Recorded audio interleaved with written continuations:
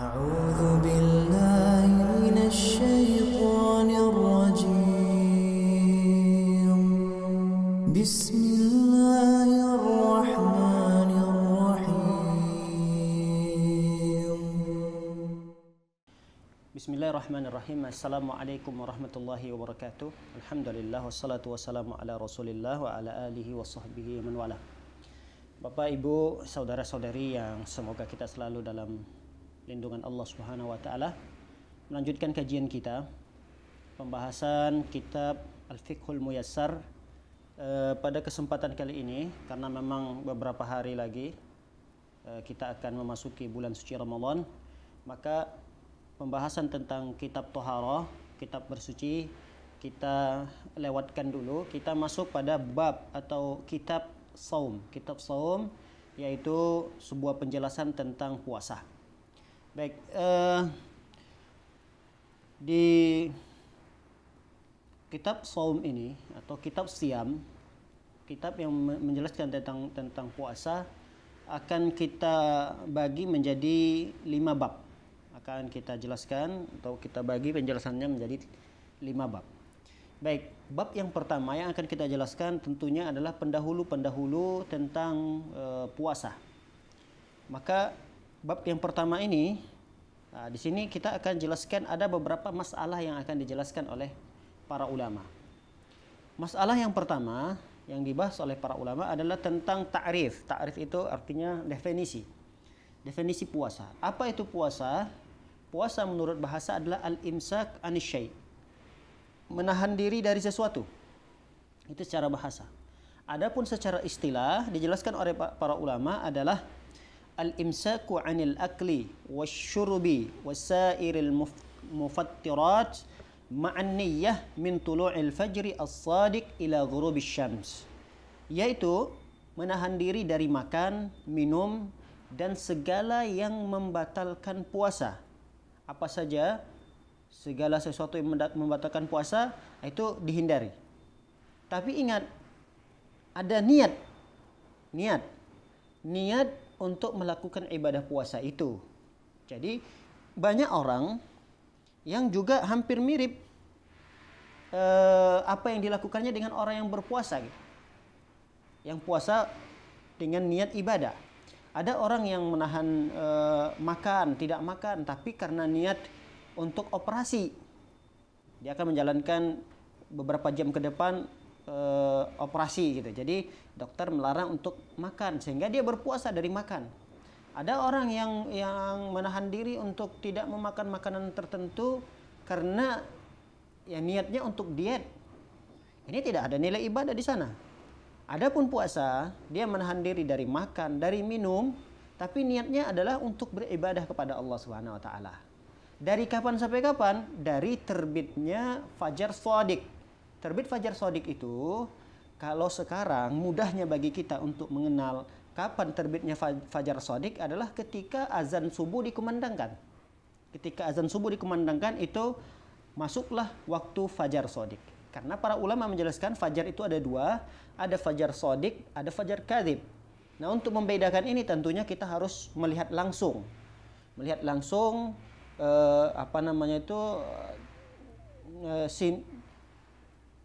cahaya matahari yang akan terbit itu biasanya sebelum terbit matahari ke ufuk itu biasanya sudah ada pancaran cahaya. Nah, kalau dia fajar kadzib, pancaran cahaya itu masih memanjang. Nah, kalau dia fajar shadiq, cahayanya sudah mulai menyebar. Dan ini tidak bisa kita lihat di kota-kota besar. Biasanya orang untuk menyaksikan ini pergi ke pantai, ke tengah laut, ke gunung. Nah, itu bisa melihat langsung cahaya merah sebagai pendahulu dari matahari itu akan terbit kira-kira 1 jam berikutnya. Jadi 1 jam berikutnya kadang-kadang matahari sebelum terbit itu sudah ada pendahulu cahaya-cahaya yang menyebar di ufuk. Ya, barakallahu fik. Saudara-saudari yang dimuliakan oleh Allah Subhanahu wa taala, ini terkait dengan ta'rif. Ta'rif itu definisi daripada ibadah puasa yang dilakukan. Sekarang kita menjelaskan tentang rukun puasa. Puasa ada 2 rukun yang dijelaskan oleh para ulama. Rukun yang pertama dari ibadah puasa ini adalah menahan diri dari sesuatu yang membatalkan puasa. Nanti akan kita jelaskan pada bab tersendiri terkait pembatal-pembatal puasa. Nah, rukun yang pertama adalah menahan diri kita dari sesuatu yang dapat membatalkan puasa kita dari fajar shodiq tadi sampai tenggelamnya matahari. Jadi sampai tenggelamnya matahari. Kapan kita mengetahui matahari itu tenggelam? Lagi-lagi di kota besar kita tidak bisa melihatnya langsung matahari tenggelam. Untuk memudahkan saat ini, kita yang tinggal di kota-kota besar mendengar suara azan sholat maghrib. Ketika kita mendengar kumandang azan salat maghrib, nah itu menunjukkan bahwa matahari sudah tenggelam. Itulah waktu di mana kita dibolehkan untuk kembali makan, minum dan seterusnya. Ya. Ini berkesesuaian dengan firman Allah Subhanahu wa taala. Kata Allah Subhanahu wa taala, "Fal'an bashiruhunna wabtaghu ma kataballahu lakum wa kulu washrabu hatta yatabayyana lakumul khaytul abyadu minal khaytil aswadi minal fajr." Thumma atimmus siyama ilal lail. Baik. Dalil rukun yang pertama ini adalah firman Allah Subhanahu wa taala dalam surah Al-Baqarah ayat 187. Fal'an bashiruhunna. Sekarang boleh bagi kalian untuk menggauli istri-istri kalian. Wabtaghu ma kataballahu lakum. Berharaplah apa yang ada di sisi Allah Subhanahu wa taala untuk kalian. Wa kulu washrabu, silahkan makan dan minum kata Allah SWT, hatta yatabayyana lakumul khaytul abyad minal khaytil aswad, sampai sudah jelas bagi kalian khaytul abyad. Khaytul abyad itu adalah tadi fajar shodiq, sampai terlihat jelas oleh kalian fajar shodiq itu sudah muncul. Nah, ini dalil yang menjelaskan bahwa puasa itu dimulai dari fajar shodiq. Baik. Kemudian rukun yang kedua dari puasa adalah niat. Tentunya niat, seorang yang berpuasa dia harus berniat terlebih dahulu.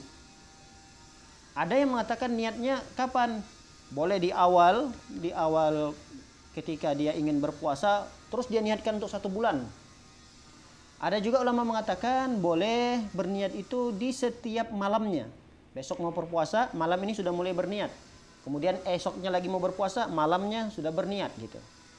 Baik, itu yang penting adalah niatnya. Karena kalau ibadah tidak ada niatnya, dia tidak bernilai pahala di sisi Allah Subhanahu wa taala. Karena yang membedakan antara ibadah dengan kebiasaan, adat istiadat adalah niat. Kemudian kita masuk kepada masalah yang kedua. Masalah yang kedua, hukum puasa Ramadan dan dalil yang menjelaskan tentang itu. Baik.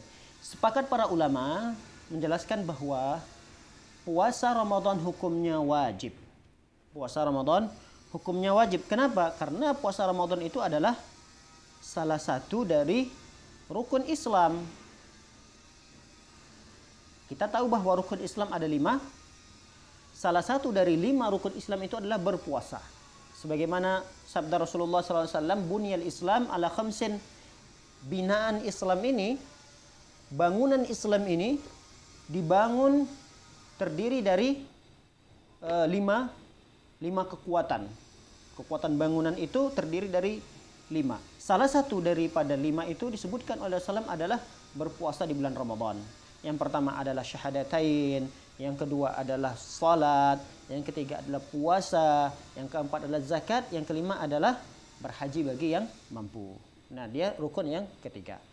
Dalam Al-Qur'an Allah juga menjelaskan bahwa puasa Ramadan hukumnya wajib. Firman Allah Subhanahu wa taala dalam Al-Baqarah ayat 183 kata Allah, "Ya ayyuhalladzina amanu kutiba alaikumus shiyam kama kutiba 'alal ladzina min qablikum la'allakum tattaqun."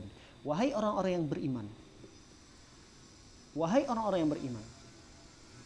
Diwajibkan kepada kalian berpuasa di bulan Ramadan sebagaimana ibadah puasa ini juga dulu sebelum umat Islam, umat Nabi Muhammad SAW juga diwajibkan ibadah puasa. Mungkin pensyariatannya saja yang berbeda.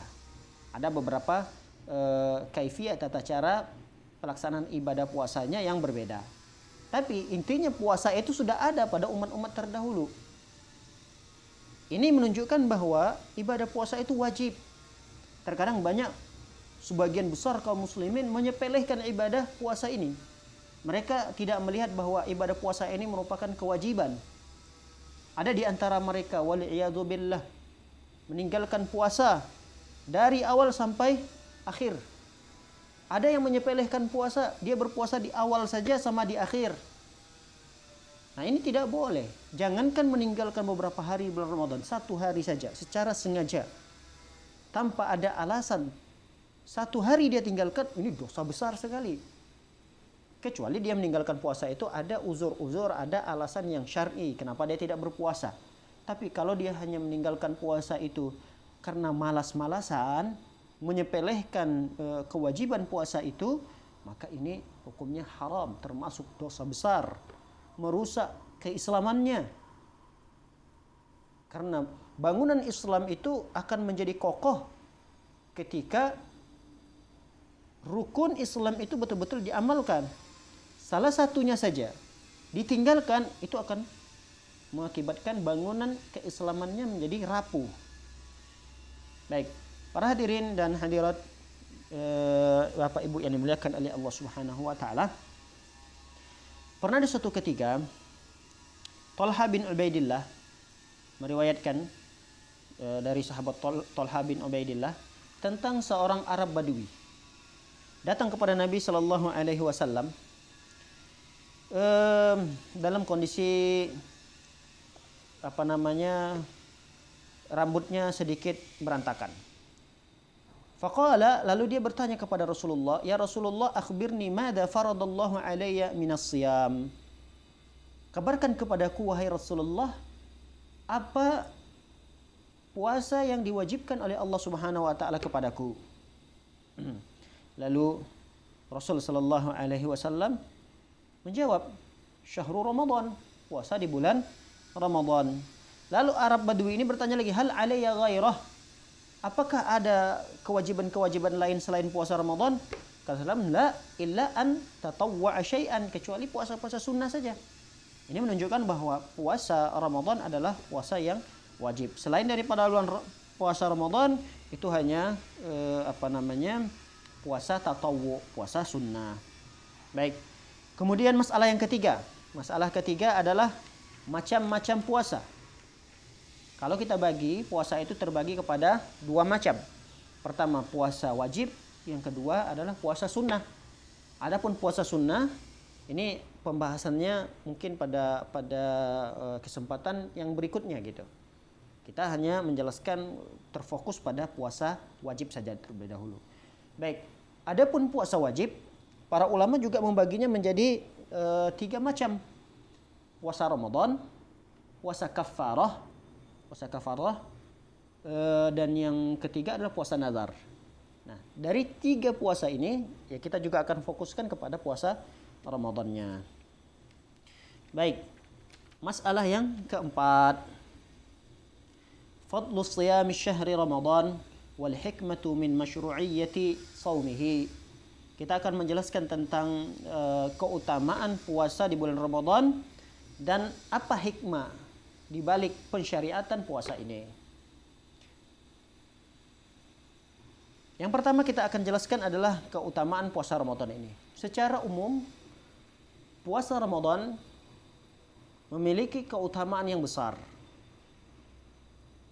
Di antara keutamaan itu adalah bahwa orang yang berpuasa dia akan mendapatkan ampunan dari Allah Subhanahu wa taala. Sebagaimana sabda Rasulullah sallallahu alaihi wasallam dalam hadis yang sudah kita sering dengar dari para ustadz kita, apa kata Rasulullah? Man shama ramadana imanan wa ihtisaban, ghufira lahu ma taqaddama min dhanbihi. Siapa orang yang berpuasa Ramadan dalam kondisi dia betul-betul mengimani akan kewajiban puasa itu, wahtisaban, dan mengharap pahala dari Allah Subhanahu wa taala, maka Allah akan mengampuni dosa-dosanya yang telah lalu. Dalam hadis yang lain Rasulullah SAW mengatakan, as-salawatul khams wal jum'atu ilal jum'ah wal ramadan ila ramadan mukaffirat lima bainahunna idza jtunibatil kabair. Rasul SAW mengatakan salat 5 waktu dari Jumat ke Jumat, dari Ramadan ke Ramadan, mukaffirat.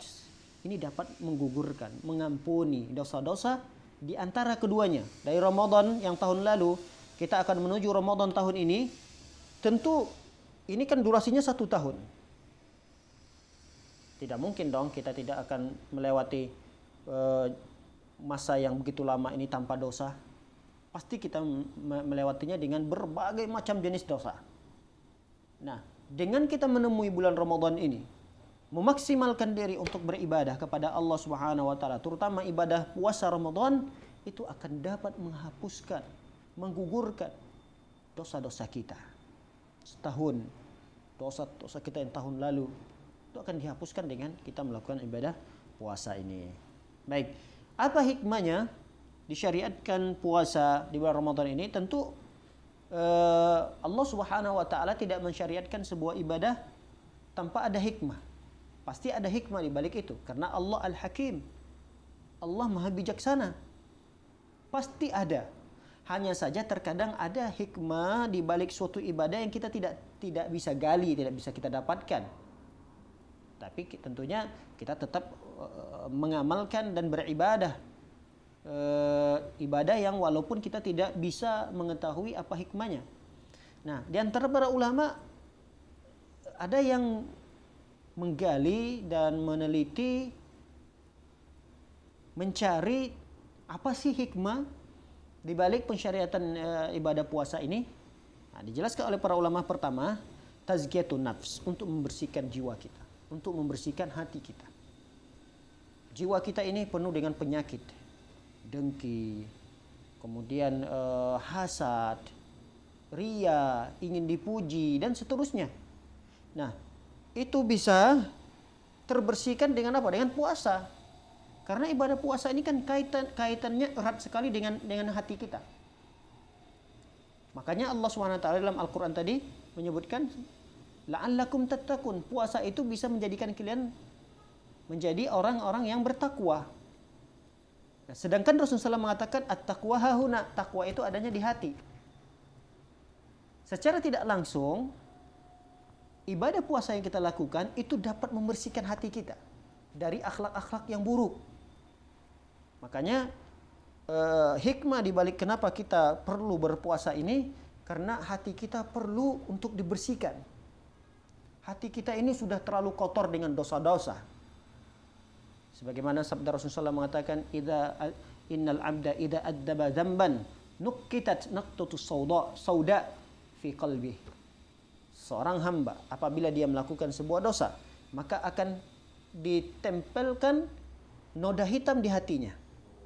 1 dosa, 2 dosa, 3 dosa, 3 noda hitam akan nempel di hatinya. Semakin banyak dosa dilakukan, semakin banyak noda hitam yang akan menempel di hati kita. Berat bagi kita untuk membersihkannya jika kita tidak berusaha untuk melakukan upaya-upaya pembersihan itu. Kalau kita biarkan hati itu semakin hitam, dibaluti oleh kotoran yang sudah menempel kuat, dan suatu ketika kita ingin membersihkannya berat. Makanya pensyariatan puasa ini membantu sekali untuk membersihkan noda hitam tersebut. Yang kedua, fi shaumi tazhidun fid dunya wasyahwatiha wa targhibu fil akhirah wa targhibun fil akhirati wa na'imuha. Hikmah yang kedua disyariatkannya puasa ini adalah agar kita bisa berlatih untuk zuhud di dunia ini. Kadang selama 11 bulan kita menginginkan perkara-perkara dunia dan keindahan dunia ini. Ada masanya di mana kita perlu meninggalkan dunia itu. Makanya kalau kita lihat di bulan Ramadan ada syariat i'tikaf. I'tikaf, berdiam diri masjid.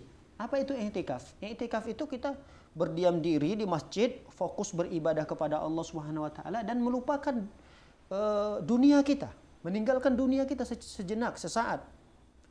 Kita tidak memikirkan lagi pekerjaan kita, kita tidak lagi mengurusi urusan dunia kita. Bahkan kita meninggalkan keluarga kita untuk fokus beribadah kepada Allah. Kita putuskan segala hal yang terkaitan dengan dunia, diputuskan sesaat. Disyariatkan itu.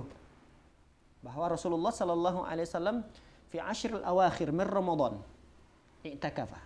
I'takafa Nabi sallallahu alaihi wasallam. Nabi sallallahu beriktikaf di 10 hari terakhir bulan Ramadan. Untuk apa? Untuk memutuskan diri dari perkara-perkara dunia.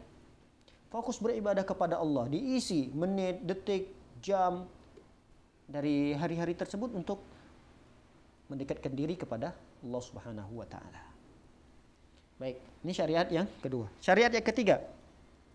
As-shawmu yub'atsu 'ala al-'athfi 'ala al-masakin wasyu'ur bi'alamihim li'anna as-sha'im yadhuku alamul ju' wal 'atash. Hikmah yang ketiga adalah puasa itu dapat menimbulkan rasa simpatik kita kepada orang-orang miskin. Kita merasakan bagaimana pedihnya penderitaan orang-orang miskin. Kapan kita bisa merasakan itu? Ketika kita tidak makan dan minum. Barulah kita sadar berarti orang yang miskin, yang sulit mendapatkan makanan dan minuman, seberat itulah dia menghadapi hidup ini. Berat orang seharian tidak makan dan minum. Nah, rasa pedih orang-orang miskin itu terkadang kita bisa rasakan secara tidak langsung ketika kita melakukan ibadah puasa. Kita berpikir, oh begini ya orang-orang kalau susah mencari makan dan minum. Yang mereka mungkin satu hari cuma makan sebungkus mie instan. Itu pun kadang pagi, siang mereka nggak makan, sore mereka nggak makan. Nanti malam mereka makan lagi karena mereka sudah keluar mencari apa yang mereka bisa kerjakan. Itu pun yang mereka dapatkan cuma hanya sekedar makan dan makanan pun sederhana sekali. Nah dengan begitu kan kita bisa, Masya Allah, beginilah yang dirasakan oleh orang-orang miskin. Ternyata ketika tidak makan. Nah ini hikmah yang luar biasa dari pensyariatan puasa Ramadan ini.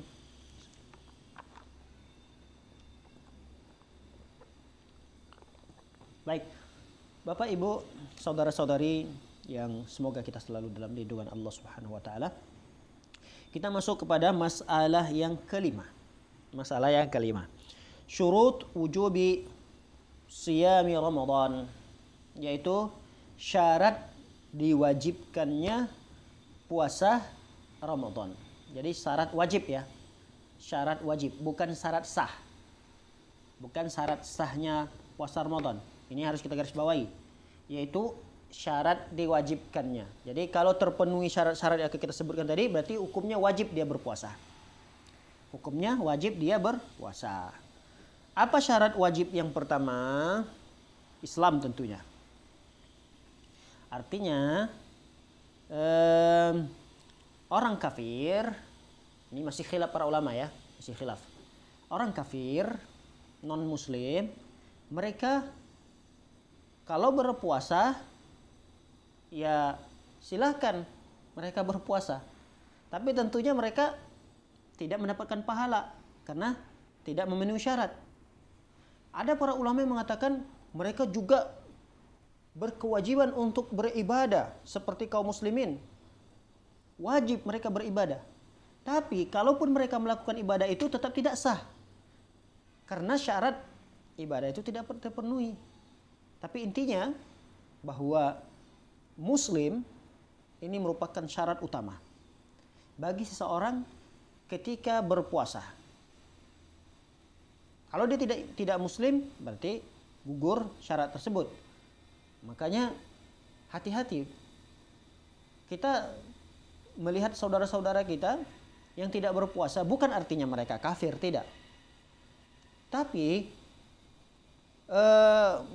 orang yang tidak berpuasa itu hanyalah orang-orang yang non muslim gitu. Di bulan Ramadan yang tidak berpuasa ya orang-orang non muslim gitu.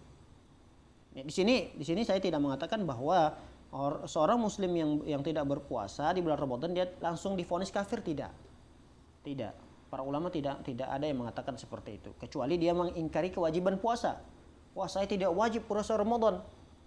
Nah, itu yang wajib kepada orang-orang tertentu saja. Saya muslim tapi tingkatan saya sudah tinggi gitu. Jadi tidak lagi dibebankan syariat puasa. Nah, itu tentu dia kafir karena mengingkari kewajiban puasa Ramadan. Yang kedua, al-bulugh. Bulugh itu baligh, sampai pada usia baligh. Sebagaimana sabda Rasulullah sallallahu alaihi wasallam bahwa rufi'al qalam anis salas, pena itu diangkat kepada 3 kelompok orang, artinya kewajiban ibadah itu gugur kepada tiga kelompok ini. Di antara daripada yang ketiga itu adalah as-sabi hatta yahtalim. Tidak diwajibkan sebuah ibadah dalam Islam ini bagi anak-anak sampai dia sudah dewasa, sampai dia sudah bulugh. Bulugh itu sampai baligh. Usia yang dimana kalau laki-laki dia sudah mimpi basah. Ya kalau perempuan dia sudah haid. Nah, ketika masa-masa itu dia wajib untuk melakukan sebuah ibadah, diantaranya ibadah puasa ini. Ini yang kedua, yaitu baligh. Yang ketiga, al-aqil, aqlun, memiliki akal pikiran, akalnya sehat. Jadi tidak wajib orang gila berpuasa. Tapi kalau udah berpuasa, ya sah, tidak ada masalah. Begitu juga anak-anak tadi. Anak-anak ada usia anak-anak 7 tahun, 5 tahun sekarang sudah berpuasa. Alhamdulillah. Orang tuanya sudah mengajarkan anak-anak untuk berpuasa. Apakah sah puasa mereka? Sah. Tapi apakah wajib? Tidak wajib. Karena baligh itu bukan syarat sah puasa. Sekali lagi kami ulangi, baligh bukan syarat sahnya puasa, tapi syarat wajib. Wajibnya dia berpuasa. Berarti anak-anak dia belum memenuhi syarat wajibnya puasa karena dia belum baligh. Tapi kalau dia berpuasa, sah puasanya. Mendapatkan pahala dia. Dan orang tua yang melatih anaknya untuk berpuasa di bulan Ramadan. Baik. Kalau yang ketiga tadi orang yang berakal, akal sehat. Jadi kalau ada orang yang tidak sehat akalnya, ada orang yang tidak sehat akalnya karena gila, ada orang yang kurang kecerdasannya, kurang juga nalarnya, yang mungkin kita sebutlah seperti idiot, mungkin juga seperti orang yang sudah sampai usia tua, sampai pada orang tua yang sudah sampai pada derajat sudah sering lupa, ya pikun lah bahasa kita, pikun ya. Pikun. Ini sudah terganggu berarti akalnya. Maka dia tidak wajib lagi, gugur kewajiban dia berpuasa itu. Nah, kalau dia memiliki akal yang sehat, maka ini adalah merupakan syarat. Dia diwajibkan untuk berpuasa. Yang keempat, sehat. Badannya sehat. Jadi tidak dalam kondisi sakit. Nah, sehat ini adalah syarat yang keempat. Diwajibkannya seorang itu berpuasa. Sebagaimana firman Allah Subhanahu wa taala, "Wa man kana maridan aw 'ala safarin fa 'iddatun min ayyamin ukhra." Siapa orang yang dia sakit atau bersafar, maka dia boleh tidak berpuasa, tapi nanti dia ganti pada hari-hari yang lain. Baik, yang kelima, iqamah. Syarat yang diwajibkan bagi orang berpuasa yang kelima adalah dia iqamah. Iqamah itu bermukim, lawan daripada safar, bepergian. Nah, misalnya kita mukim di mana nih? Bekasi. Ya, kita sedang berada di Bekasi, itu syarat sahnya puasa. Jadi, syarat wajibnya berpuasa. Syarat wajibnya berpuasa. Tapi kalau dia bepergian, sedang safar misalnya ke Jogja, ke Sumatera, ke Medan misalnya, bepergian seperti itu, di perjalanan dia boleh tidak berpuasa? Boleh, tidak mengapa. Tidak mengapa. Karena syarat dia diwajibkan untuk berpuasa itu adalah dalam kondisi dia bermukim di tempat di mana dia tinggal. Yang keenam, al-khulu minal haidi wan nifas. Ini khusus bagi perempuan, syaratnya perempuan. Dia tidak sedang haid dan tidak sedang nifas. Jadi kalau dia dia dalam kondisi tidak haid dan tidak nifas, maka wajib bagi dia untuk mengerjakan puasa Ramadan. Baik, masalah yang keenam. Masalah yang keenam.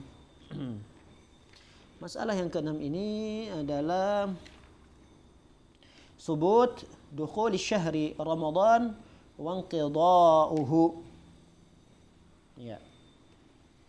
Subut dukhul syahri Ramadan wa inqida'ihi. Bagaimana kita mengetahui, menetapkan masuknya bulan Ramadan, dan bagaimana pula kita mengetahui bahwa Ramadan itu selesai? Ini ada penjelasan tersendiri.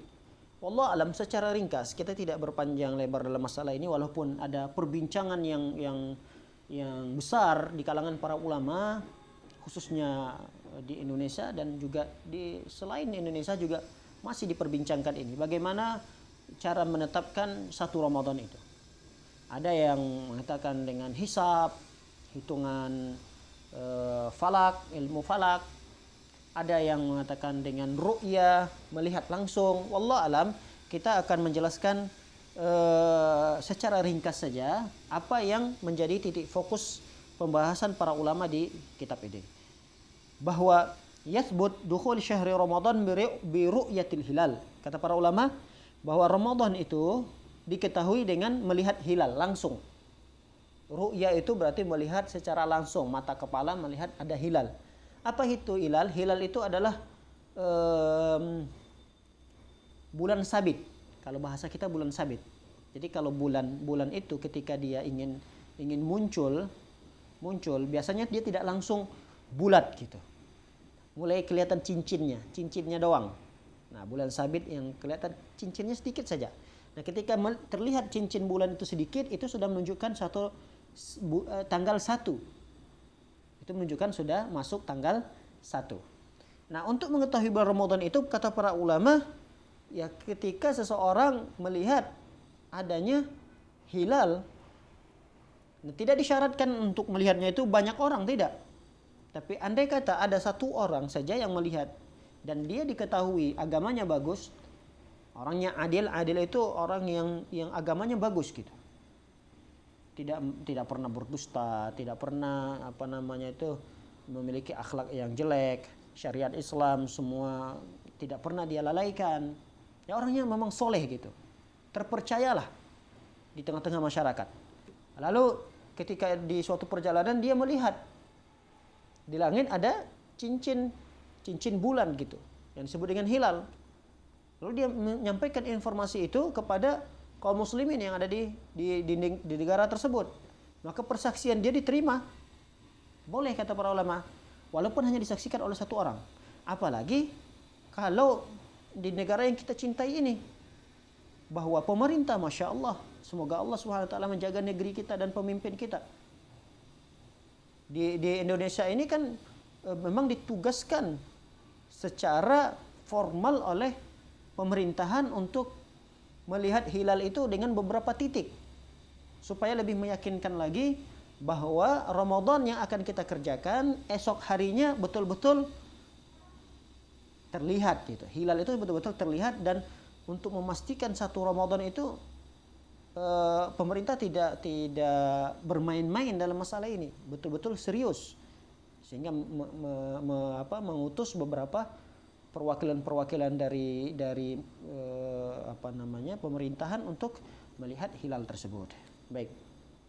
Syaratnya tadi cuma satu saja. Jadi boleh satu orang muslim yang adil, yang agamanya bagus, ternyata dia melihat lalu menginformasikan kepada yang lain, itu bisa diterima. Baik, banyak dalil yang menjelaskan bahwa puasa Ramadan itu ditentukan dengan melihat hilal. Di antara dalil yang menjelaskannya adalah firman Allah Subhanahu wa taala, "Faman syahida minkumus syahra falyasum." Faman syahida, barang siapa yang menyaksikan. Syahida itu kan menyaksikan secara langsung. Syahida. Dalam hadis yang lain, sumu li ru'yatihi. Berpuasalah kalian dengan ru'yah, melihat hilal itu.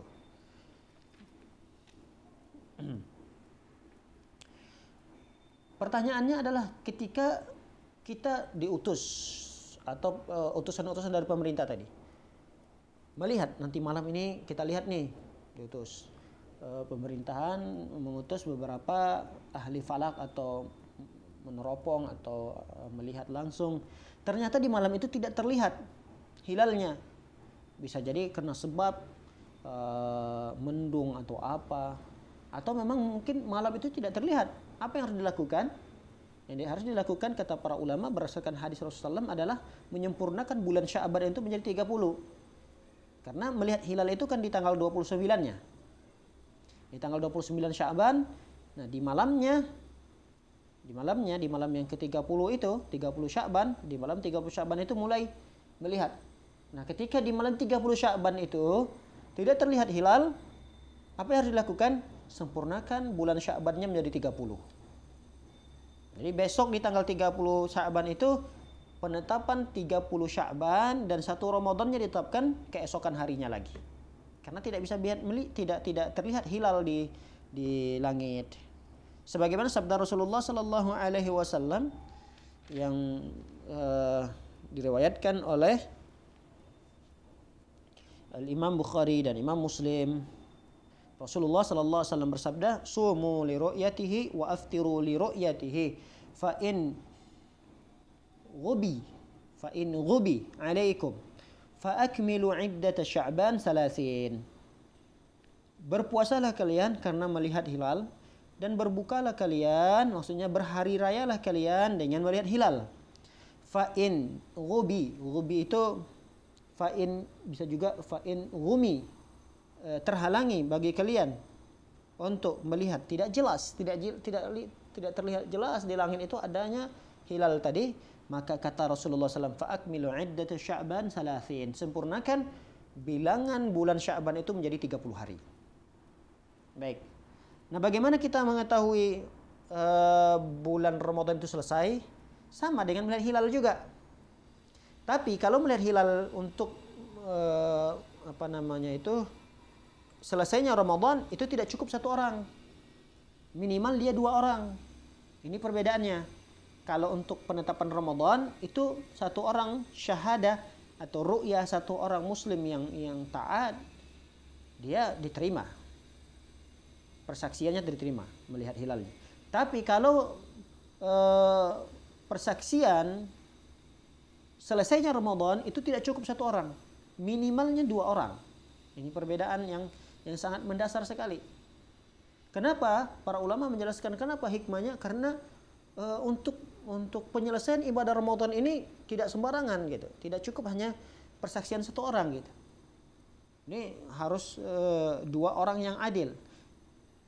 Dan ini disebutkan oleh para ulama sebagaimana disebutkan wa yuthbit inqida'u Ramadan bi ru'yati hilal syahri Syawal bi syahadati muslimaini adlaini. Jadi disyaratkan untuk melihat hilalnya bulan Syawal itu oleh 2 muslim yang adil. Ya. Baik, masalah yang ke-7. Masalah yang ke-7. Apa itu? Waktu niyyah fi shaumi wa hukmuha. Kapan kita berniat puasa itu dan apa hukum niatnya? Wa hukmuha, dan hukum berniat. Tentu hukum berniat di saat seseorang berpuasa adalah wajib. Wajib. Kenapa? Karena sebagian ulama mengatakan ini rukun dari ibadah. Kita sudah jelaskan tadi ada 2 rukun puasa. Walaupun sebagian ulama mengatakan niat itu adalah syarat puasa, tapi sama saja. Apakah dia itu syarat atau rukun, yang penting dia adalah perkara yang wajib untuk dilakukan oleh orang yang ingin beribadah. Terutama ibadah puasa ini. Wajib bagi dia untuk berniat puasa. Rasulullah SAW bersabda, innamal a'malu binniyat wa innamal likulli imri'in ma nawa. Setiap amalan itu butuh niat, dan seseorang itu akan mendapatkan apa yang dia niatkan. Kalau dia berniat puasa, ya dia akan mendapatkan pahala puasa. Tapi kalau dia niatnya hanya sekedar meninggalkan makan dan minum tanpa ada niat untuk beribadah pada Allah, dia hanya mendapatkan rasa haus dan lapar saja, namun dia tidak mendapatkan pahala di sisi Allah Subhanahu wa taala. Kapan waktunya? Waktunya adalah di malam hari. Waktunya di malam hari. Sebagaimana sabda Rasulullah SAW mengatakan, "Man lam yubayyitis siyam qabla al-fajri fala siyama lahu." Siapa orang yang belum tabyid itu berniat puasa di malam hari, maka tidak ada puasa baginya. Artinya tidak sah puasa orang yang tidak berniat di malam hari. Hanya saja ada khilaf para ulama, apakah boleh puasa, niat puasa itu di awal Ramadan untuk 1 bulan, selama 1 bulan. Nanti di hari kedua tidak perlu niat lagi, 3 tidak perlu niat lagi. Jadi dia mencukupkan diri berniat di hari pertamanya saja. Ada ulama mengatakan boleh, tidak mengapa. Nah, sebaiknya agar keluar dari khilaf para ulama, kita berniat di setiap malamnya. Esok misalnya puasa, malam ini sudah kita berniat. Nanti di hari kedua ketika kita sebelum tidur misalnya, saya berniat untuk berpuasa keesokan harinya. Atau ada orang yang secara otomatis niatnya itu sudah ada ketika dia bangun sahur dia berniat. Nah, karena dia bangun sahur itu kan secara otomatis muncul keinginan hatinya untuk berpuasa keesokan harinya. Ada orang yang mungkin dikhawatirkan dia bablas gitu, tiba-tiba bangunnya ketika azan subuh. Nah, sebaiknya dia di malam hari itu sudah berniat. Ya minimal sebelum tidur dia berniat lagi, karena takut nanti dia kebablasan tidur, tiba-tiba bangunnya Allahu Akbar azan subuh. Nah, ini perlu diperhatikan terkait dengan niat. Jadi afdolnya tadi adalah niat, perbaharui niat di setiap malamnya. Walaupun ada para ulama mengatakan wajibnya itu adalah dia niat di awal Ramadan, cukup nanti sampai akhir Ramadan. Ada yang mengatakan sunnah berniat puasa itu di setiap malamnya. Maka nasihat kami agar kita keluar daripada khilaf para ulama, sebaiknya di setiap malamnya kita berniat puasa. Wallahu a'lam bishawab. Barangkali ini yang dapat kita pelajari, pelajaran yang singkat ini terkait dengan puasa. Masih banyak bab-bab yang menjelaskan tentang puasa ini, tersisa ada 4 bab lagi, karena kitab puasa yang akan kita jelaskan ini ada 5 bab. Kita baru menyelesaikan bab 1. Ada bab 2 nanti terkait dengan perkara-perkara yang seseorang itu boleh berbuka, dia boleh tidak berpuasa Ramadan. Apa saja sebab-sebabnya itu akan kita bahas. Kemudian pembatal puasa. Kemudian sunnah-sunnah puasa dan hal-hal yang makruh dilakukan. Kemudian qadha puasa dan seterusnya. Banyak bab-bab yang masih belum terselesaikan dalam pembahasan ini, tapi kita cukupkan sampai di sini. Terkait dengan pertanyaan-pertanyaan Bapak Ibu, nanti kita akan jawab dan kita akan kaji kembali di grup WhatsApp saja. Jadi harapan kami video ini ditonton semua. Setelah itu nanti kita akan buka penjelasan ini. Jika ada yang kurang jelas atau ingin menambahkan atau ingin mengkoreksi, nanti kita akan bahas di grup saja. Barakallahu fiik. Semoga Allah Subhanahu wa taala memberikan kemudahan bagi kita untuk menjalani segala aktivitas dunia kita dan terutama aktivitas akhirat kita. Semoga Allah SWT memanjangkan umur kita, memberikan kesehatan kita sehingga kita sampai pada bulan Ramadan tahun ini, dan semoga Allah Subhanahu wa taala memberikan kemudahan bagi kita untuk beribadah kepada Allah Subhanahu wa taala di bulan Ramadan tahun ini 1442 Hijriah. Barakallahu fikum. Demikian, subhanakallahumma bihamdika asyhadu an la ilaha illa anta astaghfiruka wa atubu ilaik. Assalamualaikum warahmatullahi wabarakatuh.